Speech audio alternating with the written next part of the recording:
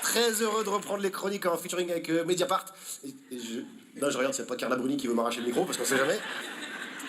5 ans de prison ferme, il a pris Sarko. Il nous a volé 5 ans de mandat, donc match nul. Hein. Il restera pas 5 ans en prison. Hein. Et pour sortir vite, il va nous jouer le grabataire hémiplégique qui joue avec sa diarrhée. Enfin, monsieur Sarkozy, il y a 2 semaines, vous faisiez un footing. Oui, mais miam, c'est moi les profiteroles.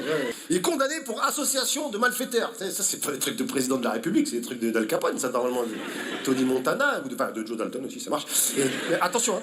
Association de malfaiteurs entre 2005 et 2007. Après, il a arrêté. Après, prise de conscience. Il a vu Guéant et Hortefeux, il a dit: je traîne plus avec vous, là, vous m'avez mis dans la merde avec vos magouilles. Moi, là-bas, je voulais être bénévole pour l'UNICEF, d'accord. Puis je dois m'occuper du petit là. Louis, tu descends de ce cheval et t'arrêtes de bouffer des mangas. Viens ici, viens, bouge-toi. Pauvre petit Louis Sarkozy. T'imagines, père absent, multirécidiviste, condamné à la prison, mervolage, tatouage vaudou. Il a la biographie d'un rappeur du Bronx, ce petit con. Hein. Sarkozy, encore, c'est pas fini. Hein. Il a tout un tas de nœuds encore avec la justice. Il y a l'enquête sur la Coupe du Monde au Qatar, sur ses conseils en Russie. Le mec, c'est une multinationale de la délinquance. Hein. Il s'arrête jamais. Il a tellement de magouilles à son actif, limite, quand on lui demandait de s'occuper de la France, ça devait le faire chier, je pense. Tu sais, il gérait ça entre 2 rendez-vous avec des dictateurs. Ouais, mais colle-leur un débat sur l'identité nationale, ça va leur occuper l'année. Et là, on a le droit au discours habituel. C'est les juges, les méchants juges. Ils ont la haine, les juges. Ils ont la haine. Ils aiment pas les petits avec des talonnettes. Ils ont la haine.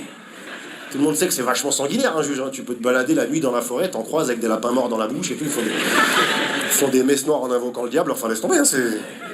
Mais ce qui est fou, c'est quand même que 100% des politiciens poursuivis mettent la faute sur les juges. Tu vois. Alors en fait, ce qu'ils nous disent, c'est qu'il faudrait des juges pour eux, quoi. Tu vois, parce que quand c'est pour le peuple, ils sont laxistes, mais pour eux, ils sont méchants. Donc ce qu'ils nous disent, c'est qu'il faudrait des juges pour eux. Tu vois, des juges qui jugent moins, des juges qui sont moins dans le jugement. Tu vois, qui sont plus dans... Voilà.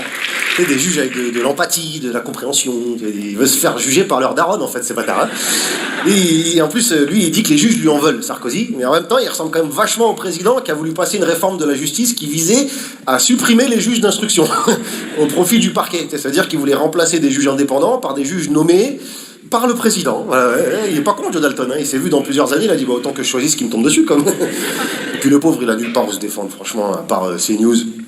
BFM, Europe 1, France Inter, France Info, Ouest France, La Dépêche, le JDD, le Parisien, le Figaro, le JT de TF1, Sanglier Magazine et Cuisine TV. Mais à part ça, rien du tout. Il faudrait lui éviter l'humiliation.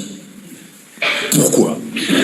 C'est pourquoi moi je propose qu'on l'enferme et qu'on lance un débat national sur l'humiliation après. S'il veut, il n'y a pas de problème. Il y a un journaliste de BFM qui a posé une question, il a dit: est-ce que ce jugement n'éloigne pas un peu les Français de leurs politiciens ? Non.